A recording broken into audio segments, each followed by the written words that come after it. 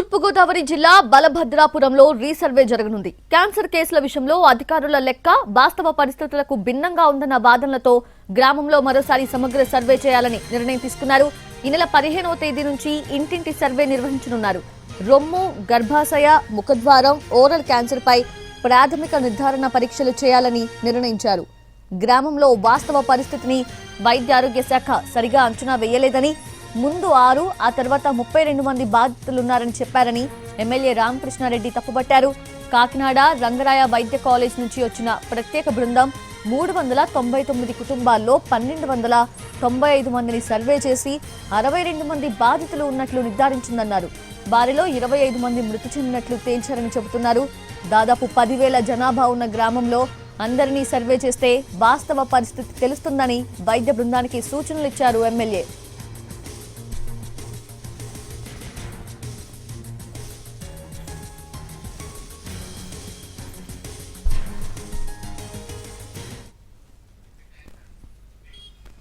అదే తూర్పుగోదావరి జిల్లాలో బలభద్రాపురంలో రీసర్వే చేయబోతున్నారు. క్యాన్సర్ కేసుల విషయంలో ఏదైతే అధికారుల లెక్క ఉందో అది వాస్తవ పరిస్థితులకు భిన్నంగా ఉందన్న వాదనలతో మరోసారి రీసర్వే చేయనున్నారు. పూర్తి అప్డేట్స్ తెలుసుకుందాము. మా ప్రతినిధి శ్రీనివాస్ లైవ్ లో సిద్ధంగా ఉన్నారు.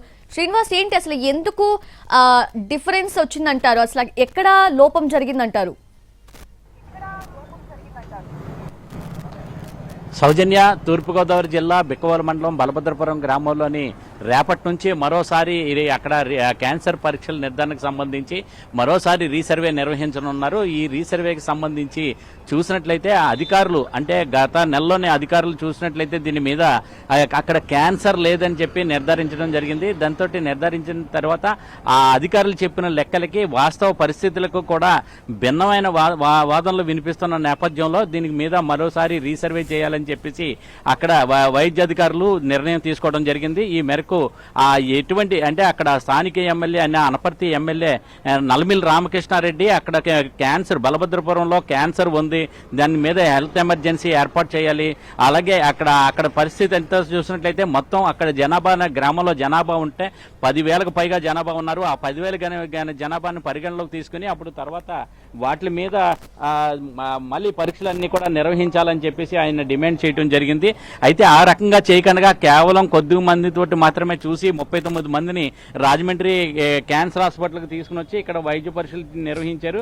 ఈ నిర్వహించిన తర్వాత అందులోని 6 ముందు 6కి మాత్రమే క్యాన్సర్ ఉన్నదని చెప్పారు, తర్వాత మళ్ళీ లేదని చెప్పారని అధికారులు చెప్పిన లెక్కలన్నీ కూడా తప్పుడని చెప్పేసి ఎమ్మెల్యే వాదించడం జరుగుతున్నది. చివరకు ఎమ్మెల్యే జిల్లా వైద్య ఆరోగ్య శాఖ అధికారులతో పాటు అలాగే రాష్ట్ర వైద్య ఆరోగ్య శాఖ అధికారులకు కూడా ఈ మేరకు ఫిర్యాదు చేయడం జరిగింది. ఇవన్నీ కూడా తప్పుడు లెక్కలో మళ్ళీ రీసర్వే చేయాలని చెప్పేసి ఎమ్మెల్యే పట్టుబట్టడంతో ఈ మేరకు వైద్య ఆరోగ్య శాఖ మళ్ళీ జిల్లా వైద్య ఆరోగ్య శాఖ అధికారులు దిగివచ్చి మళ్ళీ ఇప్పుడు రేపటి నుంచి మళ్ళీ వైద్య ఆరోగ్య శాఖ ఆధ్వర్యంలో ఈ పరీక్షలు నిర్వహించడం జరుగుతున్నది. అయితే కొద్ది రోజుల కిందట చూసినట్లయితే బలభద్రపురం గ్రామంలోని క్యాన్సర్ లేదని అధికారికంగా చేసిన ఈ ప్రకటన ఈ విభేదానికి కారణమైంది.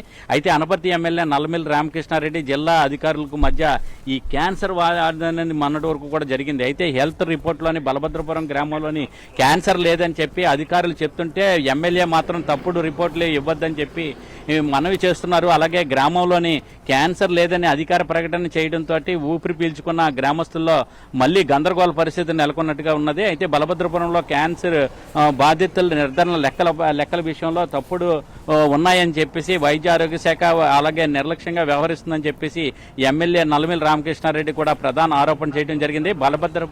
బలభద్రపురంలోని అలాగే పరిసర ప్రాంతాల్లోని కూడా చూసినట్లయితే ఇక్కడ వైద్య ఆరోగ్య శాఖ ఆధ్వర్యంలోని పరీక్షలు నిర్వహించాలని చెప్పేసి చెప్పడం కూడా జరిగింది. అయితే ఈ రకంగా చూసినట్లయితే మొత్తం రైట్ శ్రీనివాస్, థ్యాంక్ యూ.